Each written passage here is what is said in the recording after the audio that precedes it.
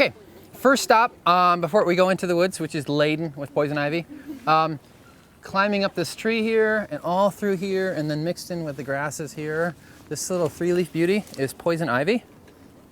And if you have poison ivy growing where you live, you just have to know what it looks like. You just have to. It's almost like if you don't know what poison ivy is and you live in its place, you know, its place is your place, it's going to introduce itself to you. It's going to say, oh, that person doesn't know me. I have to say hi. And there's a couple things that you can do about identifying poison ivy, but let me say that this is one of the most variable plants that grows anywhere.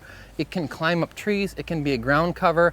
I've seen it kind of like twist upon something or grow up on a tree stump and be like a bush. Sometimes you'll see it's got really jagged edges, and other times right in the same patch, it's got leaves that aren't jagged at all, okay? But it does have some commonality, so I'm going to discuss that just a little bit. And we can, in fact, look at this slightly darker bunch of leaves as an example because they sort of stand out there. You'll notice that the middle leaf is more or less symmetrical. It's about equally jagged on both sides.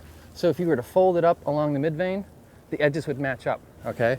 But the two outer leaves are more jagged on the outside edge than on the inside edge. So the middle leaf looks like that, and the outer leaves look like this. That's really common. The other thing that's really common is that right where the stems come together, there's a little bit of red. Sometimes the young leaves, you'll see right in there, the young leaves have a reddish tinge to them, but also sometimes the new growth will have this sort of like paler green tinge to it. It's just part of the plant's variability. Those are commonalities. So you look for the symmetrical middle leaf, the two asymmetrical outer leaves. When you see leaves that aren't jagged at all, like this one here, one of the things that you'll notice that even though, these are the two side leaves, that's the middle one, even though they're not jagged, there's more leaf surface on the outside edge of the two side leaves than on the inside. So they're still asymmetrical like that. Even if they're not jagged, it still has that little bit of red there. Now, people will often ask, like, so what is poison ivy good for? What's the medicinal uses? Now, they did used to use a tincture of fresh poison ivy. Like use that for certain types of fevers, for issues surrounding paralysis. But on a very practical level, poison ivy is like awareness medicine. It's trying to teach people to pay attention. It's here. You know, there's a story I know that there was a time when there was no poison ivy growing, and human beings lived in the world, and that's when we figured out how to talk to plants. That's when we figured out what they're all good for. You know, we figured out astrology. We had all these deep and profound understandings about plants. But as we went on, you know, in so many different traditions, this is a common theme. As we went on in our time here, we went from a state of living in awe of the world around us to a state of going, I'm thinking about something. And all of our attention, rather than being open and having our attention turned outward so we could absorb the things around us, was all turned inward and we were all closed up. And that's when we started hunting without saying thank you. That's when we started harvesting plants without asking and feeling like everything that was here was just here for us to use. And the plants were very upset about this, and they all called council together in the center of the earth where all the roots meet. And they said, Creator, what are we going to do about this youngest of children on the earth? You know? When they were young, when they were first here, they were so alive and so aware and so present, and now they just take and they don't ask and they don't say thank you. And the Creator said, I'll think about it, and in the morning I'll make a decision. And then the next morning, there was a new plant growing. And it was this plant that grew everywhere. It grew across the floor, it climbed up trees, it grew as a bush. Like, how could you miss it, right? But human beings, you know, when you're not present where you're at, when your attention is all turned inward into your head,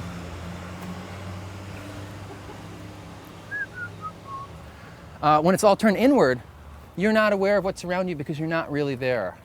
So poison ivy had developed this wonderful way to let us be present again. Is that when we would not be present, we would step on things. You know, we would pull vines away from pieces of wood we want to burn without being conscious of what the plants were. The plant had come up with this new way to let us know that we needed to be present, we needed to pay attention, we needed to do things mindfully. And so it's a mindfulness medicine. You know, there's also different traditions talk about it as being a protector plant or a guardian plant to guard sacred spaces or to guard land that's repairing itself.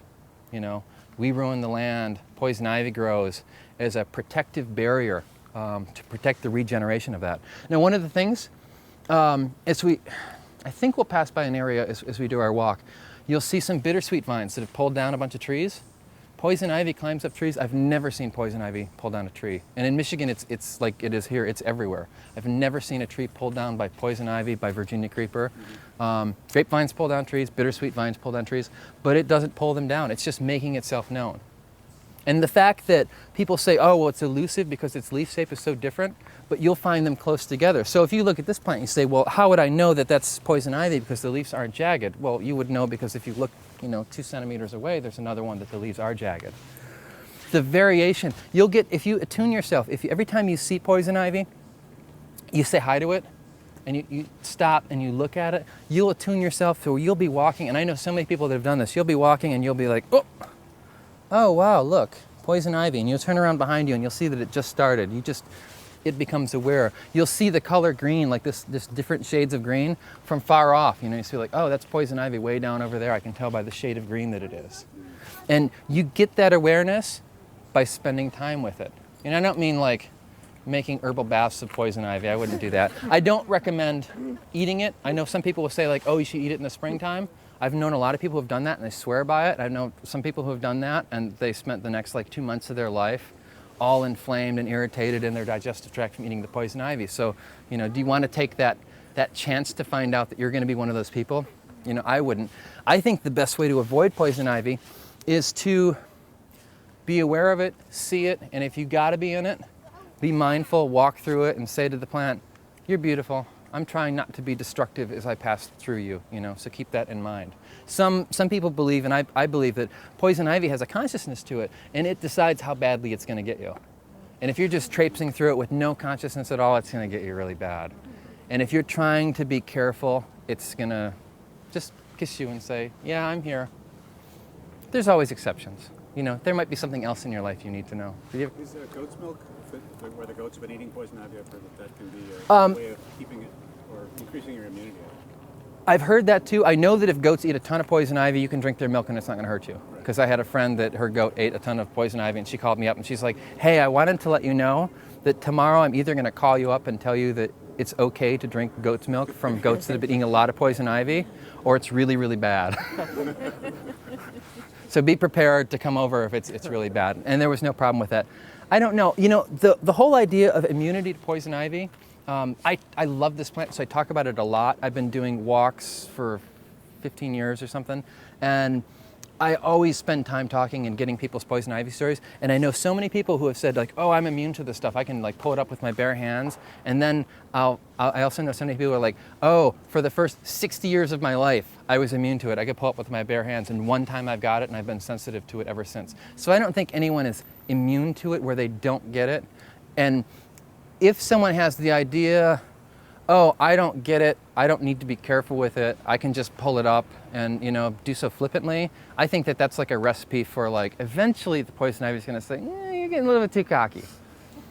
But it's lining all the edges of the trails, so as we stop and talk about a plant, this is a big group, just kind of be aware, especially if you got sandals and your toes are sticking out. Another thing we can do is if we pass by the jewelweed, which I'll point out in a minute, you can crush up jewelweed and put it on your feet, not after you have poison ivy as a medicine to remedy it, but beforehand to prevent the oils from penetrating into your skin. And I've done that a lot, like when I've been out walking in open sandals and I get to a certain point in the woods and I'm like, oh wow, there's poison ivy everywhere. And I turn around and I'm like, wow, there's poison ivy everywhere. How did I get out here? So sometimes I'm aware and I notice it right when I first enter it. Other times I'm just walking and all of a sudden I realize I'm in a sea of it. Yeah, it's a beauty of a plant. Like, some people say like, oh, you sweet talk it, tell it how beautiful it is. But you have to meet it. It'll know if you're being insincere. So poison ivy, just keep your eye out for that because we're going to see tons of it.